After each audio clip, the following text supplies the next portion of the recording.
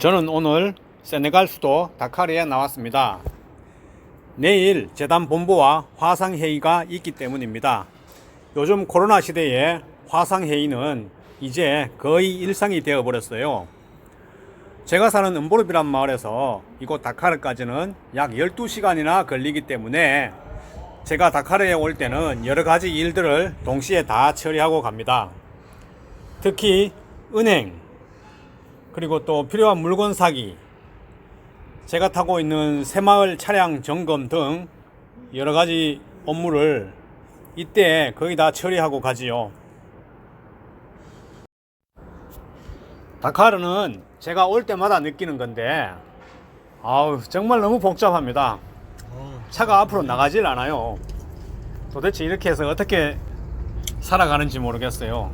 제가 사는 음보르비란 마을이 훨씬 더 편한 것 같습니다. 여기는 또 차 청소해주는 수박도 팔고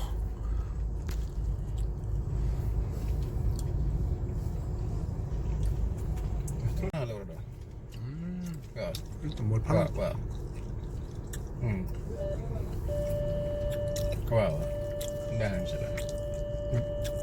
땅콩 뭐 땅콩도 팔고 여기 티셔츠도 파네. 티셔츠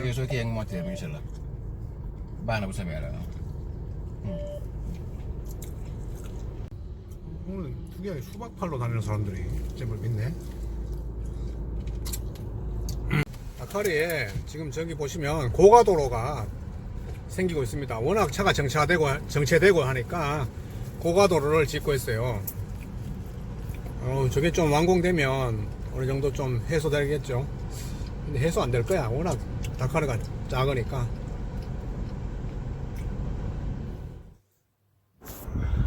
다카르에 오면 제일 먼저 하는 일이 본부에 보고서 보내는 일입니다. 보고서는 분량이 많아서 용량이 많이 차지하지요. 제가 사는 음보르비란 마을은 사막 마을이고 인터넷이 안 되다 보니까 보내기가 굉장히 힘이 듭니다. 그래서 다카르 출장할 때 한꺼번에 몰아서 보내곤 합니다. 다카르는 인터넷 속도가 엄청 빠릅니다. 여기도 광랜을 깔아서 한국과 거의 비슷한 것 같아요. 스피드가 굉장히 부럽습니다. 제가 사는 음보르비란 마을에는 10분짜리 영상 올리는데 10시간 이상 걸려요. 그것도 잘 가다가 모래폭풍이 한번 심하게 몰아치면 중간에 뚝 끊어집니다. 굉장히 짜증나죠. 다카르가 좋은 거는 바로 인터넷이 빠르다는 것. 완전히 새로운 세상에 온 것 같습니다. 일 처리가 금방 되는데요.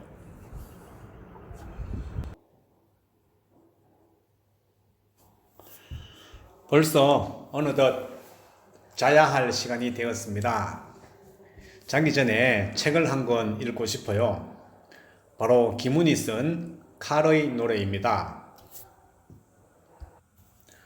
이 소설은 이순신 장군의 1인칭으로 스토리가 전개됩니다. 정말 마치 일기를 쓰고 있는 것 같습니다. 김훈 작가는 이 책에서 이순신 장군의 전투 과정보다도 이순신 한 개인의 고뇌에 관한 많은 이야기를 보여주고 있습니다. 이순신 장군은 이 책에서 항상 죽음에 대해서 많은 고민을 합니다. 제가 이 책을 좋아하는 이유는 제가 지금 세네갈 사하라 사막에서 처한 상황이 마치 이순신 장군의 스토리와 거의 비슷하기 때문입니다. 이순신 장군은 죽음을 앞두고 많은 악몽에 시달립니다. 한 구절을 읽어드리겠습니다.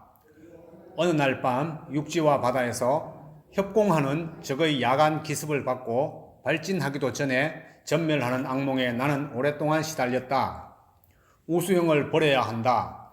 충청해역으로 후퇴. 내가 죽어야 할 곳은 어디인가? 어느 바다, 어느 해전에서 죽어야 하나? 충분히 이해가 가는 구절입니다. 전쟁이 하루 이틀 만에 끝나는 것도 아니고 언젠가는 전쟁에서 죽게 된다는 것에 대한 두려움이 분명히 컸을 것입니다. 이 책의 클라이막스는 명량해전입니다. 신에게는 아직 12척의 배가 라는 구절로 유명한 영화 명량이 만들어지기도 했죠. 명량은 물살이 얕고 빨라 돌이 우는 소리가 들린다고 해서 울돌목이라고도 합니다. 사람들은 흔히 이순신 장군이 명량해전에서 이긴 이유가 울돌목의 지형을 잘 이용했기 때문이라고 하는데 사실은 그렇지 않습니다. 일본도 사면이 바다이고 우리보다 섬도 더 많은데 그런 울돌목 몰랐겠습니까?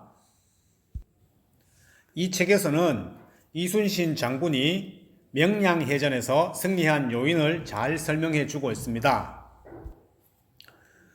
우리의 배는 고작 12척, 적장 구루시마가 이끄는 배는 무려 330척.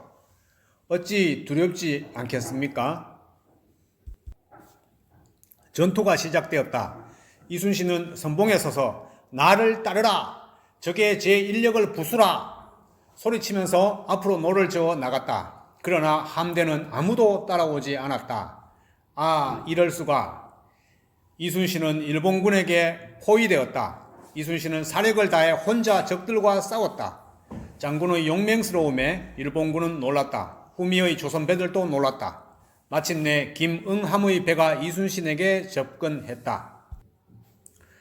이순신 장군께서 나를 따르라 하면서 전진하였는데 아무도 안 따라왔다는 거예요. 결국 이순신 장군은 포위되었지만은 혼자서 용맹하게 싸웠고 그 싸우는 모습을 보고 적의 장군도 놀랐고 우리 군사들도 놀랐다는 겁니다. 정말 죽기 아니면 까무라치기다 하는 식의 처절한 전투가 아니었겠습니까? 저도 이곳 사하라 사막에서 유목민들에게 농경 문화를 가르쳐 주기 위해서 매번 나를 따르라 하면서 소리를 칠 때가 있지만 유목민들은 저를 따라오지 않습니다. 그래서 거의 저 혼자서 논에 들어가서 일할 때가 아주 많죠. 마치 이순신 장군의 명량해전에서 선두에 나서서 혼자 싸웠던 것처럼 저는 이 구절을 읽을 때마다 제가 제일 처음 이곳 사하라 사막에 왔을 때 저 혼자서 논에 들어가 일할 때가 생각납니다. 그때 양을 치던 유목민들은 아무도 저의 말을 안 따라 주었는데 지금은 점점 변해가고 있습니다. 이제는 저를 따라와 주는 사람이 조금씩 늘어나기 시작한 것입니다. 김훈 작가님은 이 소설을 쓰실 때 난중일기를 많이 참고했다고 합니다. 이순신 장군은 실제로 부하에게 혹시 내가 게을러서 일기를 건너뛸 수 있으니 나에게 꼭 일기를 쓰고 자라고 얘기를 하라고 했다고 합니다. 어느 날 이순신 장군이 하도 피곤하여 그날은 일기를 쓰지 않고 잠자리에 들려고 하자 부하 장수가 말했답니다. 장군, 일기를 쓰고 주무셔야죠. 라고 했더니 장군께서 오늘은 너무 피곤하다. 난중에 쓸게. 라고 해서 난중일기가 되었다는 얘기도 있습니다. 저도 오늘 사막마을에서 이곳 다카르까지 12시간을 차를 타고 왔더니 너무 피곤하네요. 저도 모든 일을 난중으로 미루고 오늘은 그만 자야 되겠습니다. 안녕히 주무세요. 오늘도 어슬렁 아프리카를 사랑해 주신 시청자 여러분, 구독해 주신 여러분 감사합니다.